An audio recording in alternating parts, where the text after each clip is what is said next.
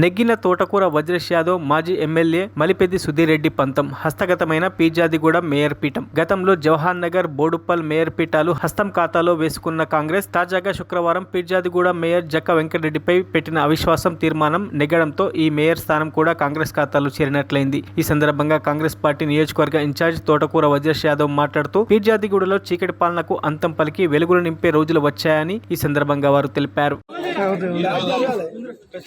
ప్రజాస్వామ్యాన్ని కాపాడటానికి 21 మంది కార్పొరేటర్లు ముక్త కంఠంతో ప్రస్తుతం ఉన్న మేరును అవిశ్వాసం ద్వారా ప్రత్యేకంగా అభివృద్ధి తీసుకోవాలని ఆలోచన మేరకు ఈనాడు మేరు దింపడం జరిగింది.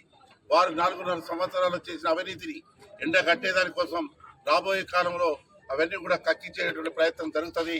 తప్పకుండా మీరందరూ కూడా సమిష్టిగా అభివృద్ధి కోసం పాటుపడాలని, రేవంత్ రెడ్డి గారి నాయకత్వం బలపరచాలని, అవసరం మేరకు రాష్ట్ర ప్రభుత్వం తరఫున ప్రత్యేక నిధులు ఇచ్చి పీర్జాదిగూడ మున్సిపాలిటీని అన్ని విధాలుగా అభివృద్ధి చెందజేసేదానికి ప్రత్యేకంగా ఈ 20-25 రోజుల నుంచి అవస్థపడ్డటువంటి అందరికీ కూడా ప్రత్యేక అభినందనలు తెలియజేస్తూ సెలవు తీసుకున్నాం.